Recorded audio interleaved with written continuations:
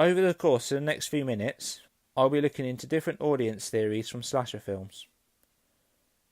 The theories I'm looking into today are star theory, fandoms, and Stuart Hall's reception theory.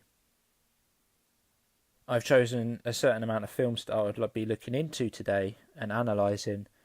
Those are the Scream films, 1 all the way through to 4, and the television reboot in 2015, Seasons 1 and Season 2. I'll also look into some of the earlier work from Wes Craven, such as the 1984 Nightmare on Elm Street. So why have I chosen these films, you may be asking? That is because I believe these films have defined the horror slasher genre. Considering the fact I'm looking into the work of Wes Craven, as opposed to the work he hasn't done, it was too good an opportunity to not use A Nightmare on Elm Street, Scream, Friday the 13th, or Halloween. So star theory. This is the understanding of the impact a well-known actor, actress, or even a crew member can have on a film or television series. Fandoms begin when a movie is released and is popular among a wide range of audiences. These can vary from age to gender to fanatics of other genres. For instance, Star Wars is a prime example of a film which has turned into a worldwide phenomenon. Another great example of fandoms is the annual event known as Comic-Con. This event takes place every year in various cities across the globe, where many will dress up as their favourite characters from movies, video games, or even comic books.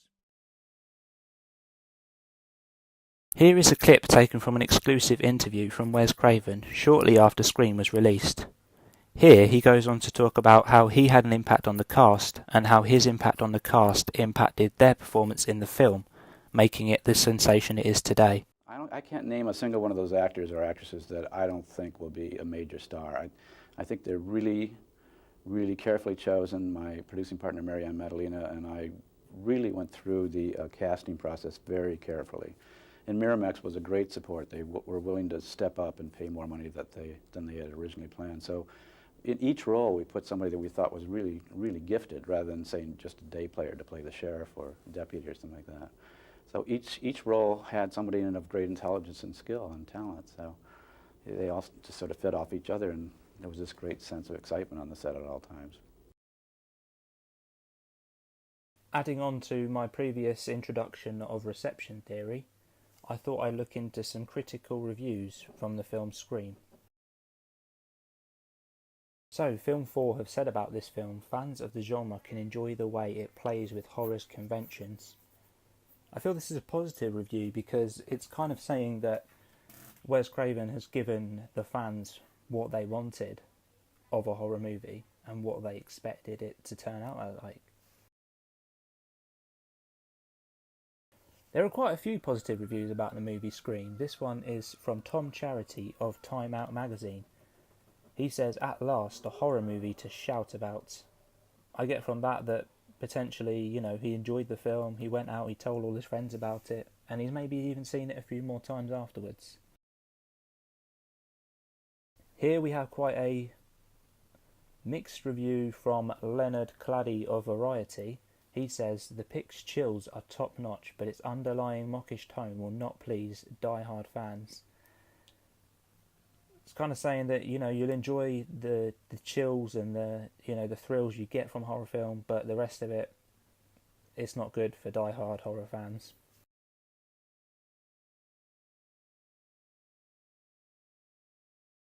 As a part of Star Theory, I've been looking into the work of Wes Craven, but I thought I'd take a little bit away from that and go in a little bit more depth about one of his actual films, A Nightmare on Elm Street. I feel Nightmare on Elm Street was only as successful as it was due to the horror character Freddy Krueger. I feel if you put any other horror character or monster or whatever in his place, it wouldn't be the film it is today.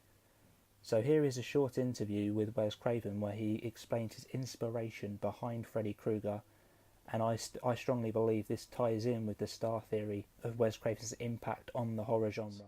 Man that looked pretty much like Freddy ended up looking. And I assume now he was probably a drunk, but at that time he was just this dark man. And he stopped and he happened to look directly up into the window and right into my eyes. Now, I don't know how he knew to stop, how he knew a kid was watching, but somehow he did. And it just stopped my breath in my throat. And I like backed away from the window with him just staring at me until he couldn't see me, and stood back there in the shadows and counted, you know. And I don't know what I counted to, 100 or 200 or whatever, but I didn't hear him, and I thought he must have gone by now, but I would have heard him, but he couldn't just be standing there. And I went back, and he was there, and he just went, you know, like this with this big leer. And then he sort of capped himself by starting to walk down the sidewalk, still looking over his shoulder at me, and then turned the corner and walked towards the entrance of our building, which was out of my sight. But so I remember running through the house, dark house, and going to the front door, putting my ear to it, and hearing the door downstairs open, you know, the door to the lobby of the building. Whereupon I woke up everybody in the house, you know, everybody in the apartment, and my brother went down with a baseball bat, and by the time I had awakened everybody in the stir, this guy had disappeared. But that memory became the essence of Freddy.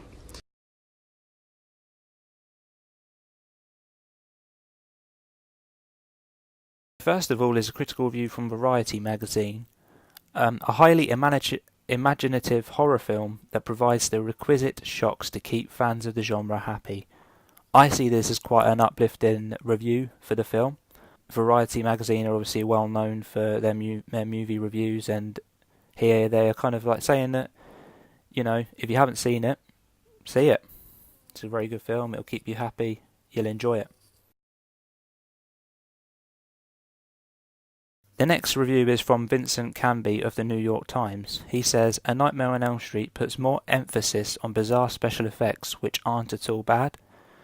I believe this is good because back in the 1980s, compared to now, special effects were obviously a completely different level to what they are now. You didn't have 3D back then. You didn't have virtual reality, which some people would use in films today. And you certainly did not have 1080p/4K cameras to use. The next review is from J.R. Jones of the Chicago Reader. He says, Craven vitalises the nightmare sequences with assorted surrealist novelties. This is fairly similar to the one I talked about in The Scream, where he's kind of saying that you're getting everything you want from a horror film. It's taking everything everyone wants from a horror film and sticking it in one film. And I think the review here kind of would make people want to watch the movie if they haven't seen it already.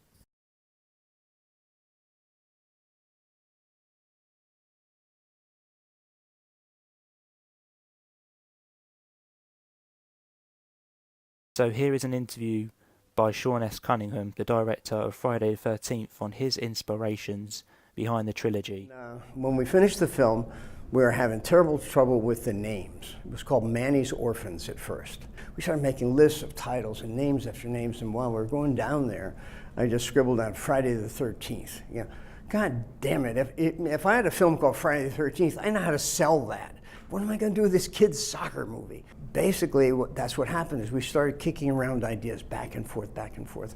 And finally, I think we turned a corner when one day Victor said, wait a second, what if it takes place in a summer camp before it opens? And it was like, oh yes, it really, a light bulbs went on.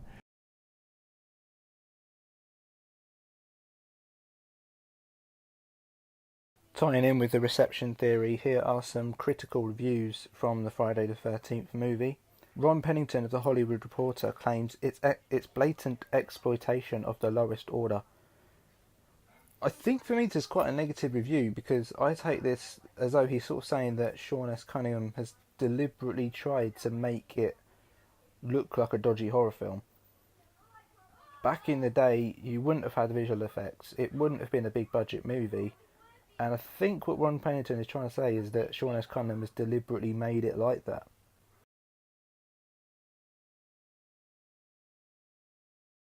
But a slightly more positive review from Sky Cinema, who say the final real reveal of the killer, not Jason, kicks the film into a higher gear.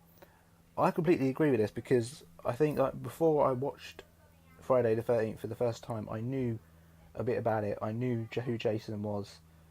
I knew sort of the rough background of it because obviously people had told me or I'd seen it on the internet. But watching the film, I was actually quite shocked when the killer turned out to not be him.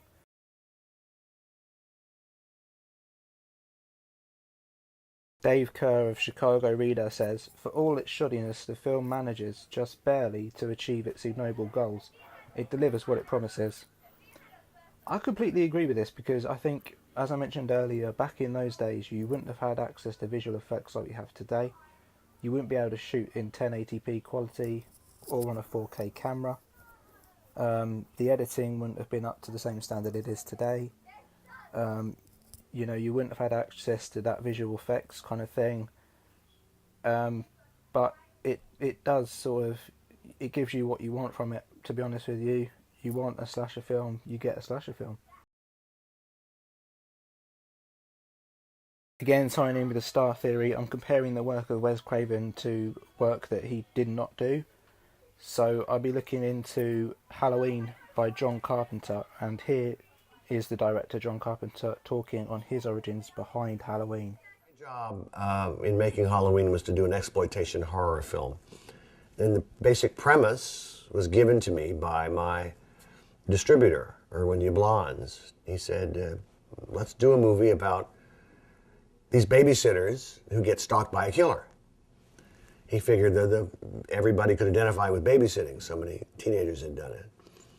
And then a little bit later, he came up with the idea of calling it Halloween. Let's set it on Halloween night and call it Halloween. Never been used as a title before. Never been used at all. It was an underutilized holiday, so great.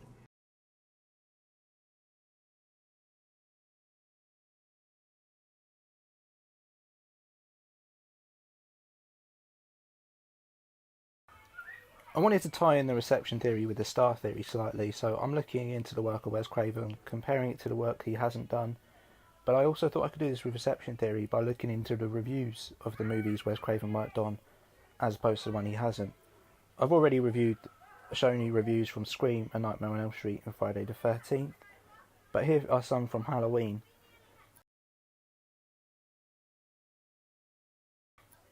Variety say after a promising opening, Halloween becomes just another maniac on the loose suspenser.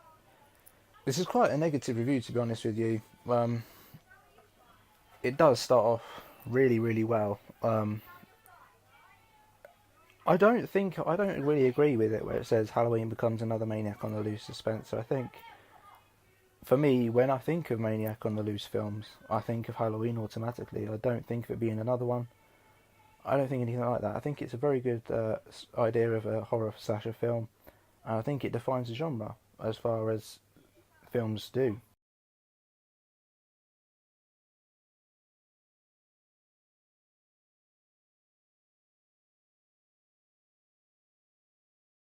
Another review from Dave Kerr of the Chicago Reader says John Carpenter's 1980-17 Tour de Force, perhaps the most widely imitated film of the 70s. I don't really know what to make of this. I think the way he says Tour de Force, I think he's kind of saying it's a big film and it's like defying a genre, which obviously I'm looking into it. Most widely imitated film of the 70s. I think he's kind of saying that it's a big film. People imitated Mike Myers. People might have bought Mike Myers masks. They might have dressed up like him. Some people may have even thought they could be him.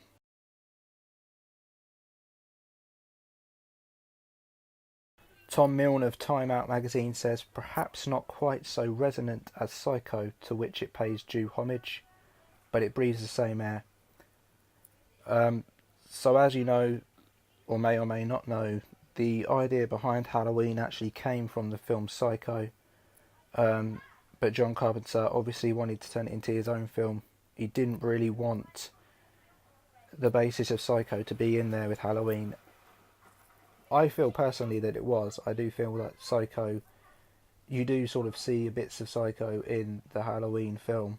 I do think it's a very good film. I think it's very well put together, but I do think they could have done more, John Carpenter, to have it not quite so much like Psycho. You do watch the film and you do kind of think, this is a little bit like Psycho. Where he says it breathes the same air, I agree with that as well. But I agree with I think that could be down to the fact that John Carpenter has used quite similar sort of techniques in the film as to what Psycho used.